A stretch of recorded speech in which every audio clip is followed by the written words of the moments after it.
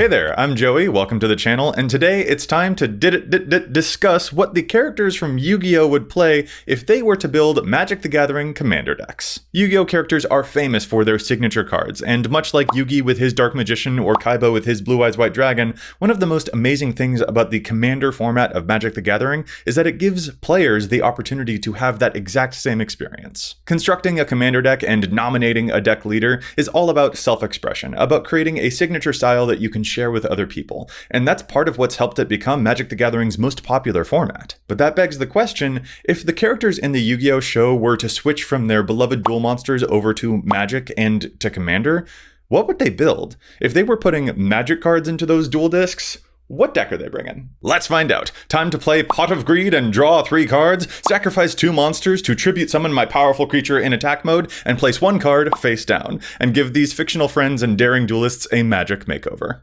First up, of course, is Yugi/Yami Yugi. Now, you'd expect that with all of his Dark Magician prowess, Yugi would favor an Inala deck, a classic Wizards commander. But you'd be wrong. I think he's actually playing Cecily. Dark, aka Black Mana, check. Magician, aka Wizard type, also check. But most importantly, it has the ability Friends Forever, to draw strength from your best buds. And that's 100% what Yugi is about. Also, yes, of course, he's definitely running an obligatory copy of Heart of the Duelist. That goes without saying. Seto Kaiba plays, what else? The Dragon. It's busted, it's blingy, it's powerful, it's pricey. It's the number 2 commander of all time, and I don't think Kaiba would accept anything less than that. Like, oh, you dislike the Dragon's Eminence mechanic because you think it's kind of game-breaking? Well, he doesn't care how you feel, screw the rules, he has money. Speaking of which, his commander list is absolutely decked out with the most expensive and foily special edition version of every single card, including and especially the ones that have the frames that make them look like Yu-Gi-Oh! Cards.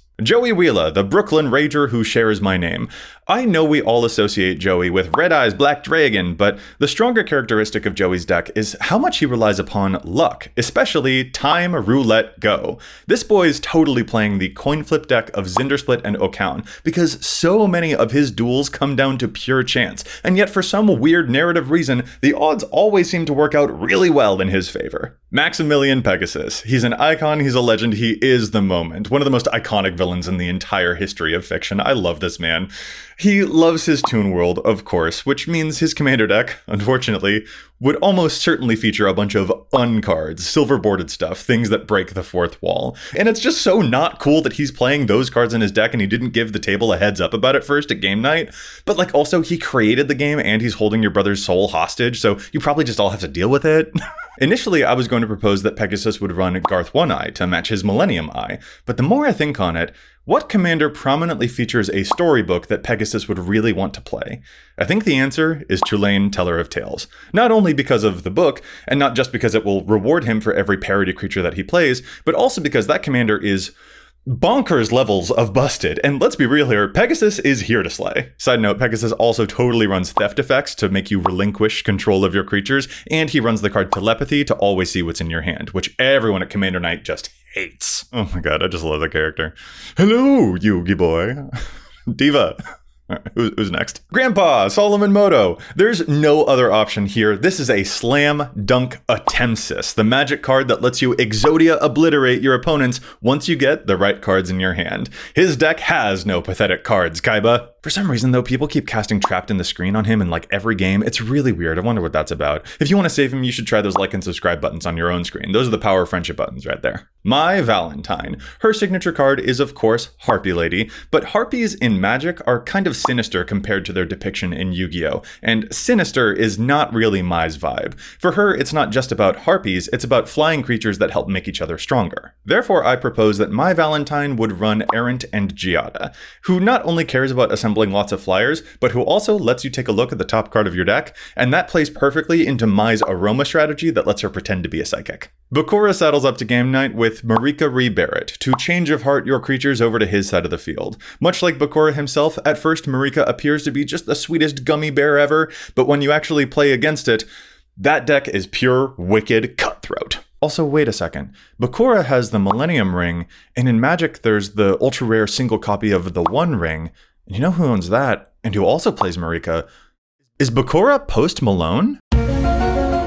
Alright, moving on, Rex Raptor. Do we even need to say it? Dino Boy loves a Gishath deck. Although, for some reason though, he does keep splashing dragon cards into his dinosaur deck, just dragons that I guess he happens to like a lot, even though they don't really synergize with his deck's plan very well. But you know what? Never mind. Actually, that's cool. That's great, actually. We love a man who makes room for his pet cards. Go off. Weevil Underwood. Insects and creepy crawlies. This is the Zaskiest Zask player to ever Zask. All bugs, all the time.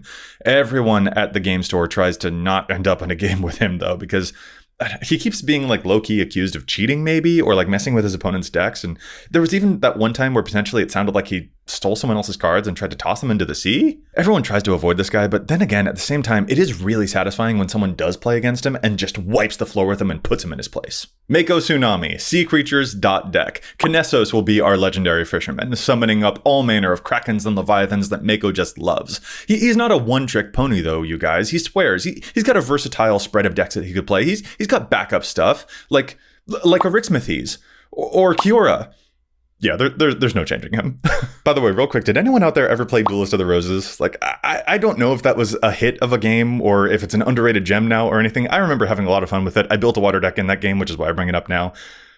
Someone out there, please validate my nostalgia. That game was pretty fly, right? Anyway, moving on. Taya Gardner, classic Giata player. I know she used Dark Magician Girl that one time, but what she really likes in her deck are those little creatures with halos, which Giata will help her play and power up to pack a proper punch. Plus, this way she gets to play Promise of Loyalty, the ultimate friendship card. Tristan Taylor. This man loves his Cyber Commander for who knows what reason. So we're going with the card Cyber Controller as his commander deck here. It's a little bit sci-fi, which fits his deck aesthetic overall. However, he's maybe a little bit overconfident in his own skills or a little bit too boastful sometimes. All I'm trying to say is that it's pretty common for you to have to remind him how his own cards work. Also, there was that one time where he pivoted to playing a monkey deck for a little while, and it was a weird moment. He doesn't like to bring it up. We shouldn't talk about it. Bandit Keith, he's busting out Liberty Prime. It's a machine artifacts deck for one thing, but for another, it's red, white, and blue. The name Liberty is even right there. He needs you to know that he's the American duelist from America. Bones, zombie deck, will held player all the way. You almost feel bad for how predictable this one is. The Paradox Brothers. You might expect them to play a Walls deck because of their love of Labyrinths, but what they actually play is Riku of Two Reflections. Because, well, just look at them. It's their mana base that you've got to watch out for, though, because they play a lot of cards like Maze of Ith, and they also always have a Gates sub-theme, too, because of their beloved Gate Guardian cards. Panic. This Goober plays Vela the Nightclad for sure, because he's obsessed with darkness, and, canonically, he likes to win through literal intimidation. Mokuba. Much like his brother, he also likes to play a lot of dragons, though in this case, he goes with Miram Sentinel Worm, because he likes to copy everything that his big brother does. He really, really doesn't like it when you cast Hostage Taker on him, though.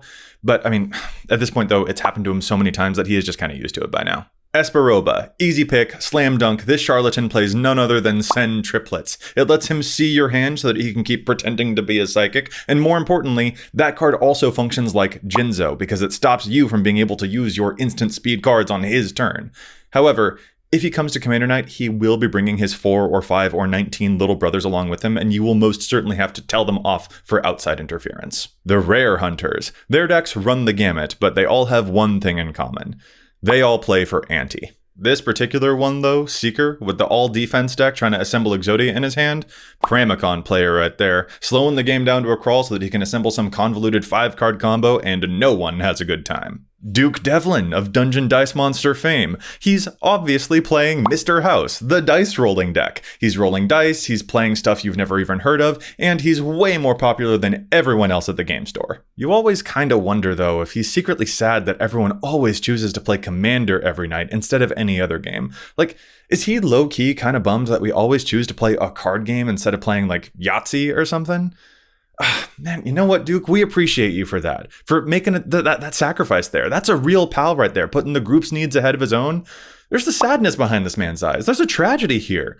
No wonder people think he's such a heartthrob. Actually, don't worry, it's okay. I asked if he wanted to play planar decks at the next game night, and you should have seen the way his eyes lit up. I think he's got a crush on me now. Serenity. The rare time that she plays, I think she favors Janara. A little classic, a little underrated, but it falls very much into her aesthetic, and it also represents a character who starts off perhaps appearing a little bit meek, but who has a lot of potential to improve. Like, don't forget, this is the girl who, within 7 seconds of being able to see again, was diving into the ocean to save her brother's life.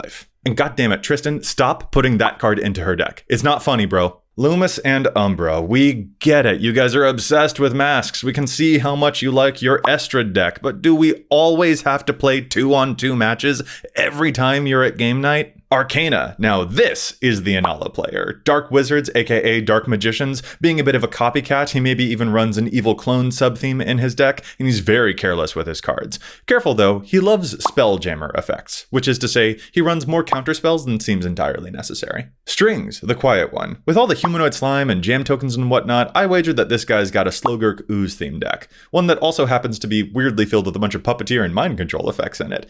The thing to know though is, whenever you play against him, it's basically guaranteed that the game is going to end because of an infinite combo. Ishizu Ishtar is all about the future, which means I think she's playing Amanatu to manipulate what's going to happen and even fill up her graveyard a bit to then bring it all back in a huge flourish. She, low-key, has one of the best win rates at game night too, because she knows your deck better than you know it, and she's really good at anticipating how to maneuver around your most optimal play. Literally the only way that she loses is when you make a mistake, when you do something that's counterintuitive, because non-optimal moves are the only thing she doesn't know how to account for. Odeon. Hear me out. Nimrus. Why? Because it rewards you for casting spells on other people's turns, which is to say, for playing lots of trap cards that muck with someone else's plans. Oops, all instants would totally be Odeon's signature style. Plus, his Cirquet card is technically a fairy type. And finally, we have Merrick. He loves a Punisher deck that squeezes the life out of you, so the Lord of Pain is probably his pick. He'll attack your hand, he'll kill all your creatures, but every time he's doing so in service of punishing your life points. He'll play around with some really risky strategies too, like paying a ton of his own life to power up his stuff and make himself stronger. And of course, he's obsessed with getting those Egyptian god cards into his deck too. And he keeps threatening to send everyone to the Shadow Realm. There are many more seasons of Yu-Gi-Oh! With many more zany characters, but I think we'll call it with those major arcs for now. If you like this concept and want to see more fictional characters and what decks they would play in Commander, definitely let me know. Huge thank you to my friend Paul for inspiring this video. He's an absolute wit, and Paul, it was so silly fun to brainstorm these with you. But for now, I've got to untangle my brain because I can't tell if my creatures are tapped or if they're in defense mode. So I'll end my turn and this video. I hope you enjoyed. And hey, if you think that these characters would play totally different decks than what I said, let me have it in the comments. Don't forget to click the Power of Friendship buttons. And until next time, remember, EDH wreck your deck before you wreck your deck.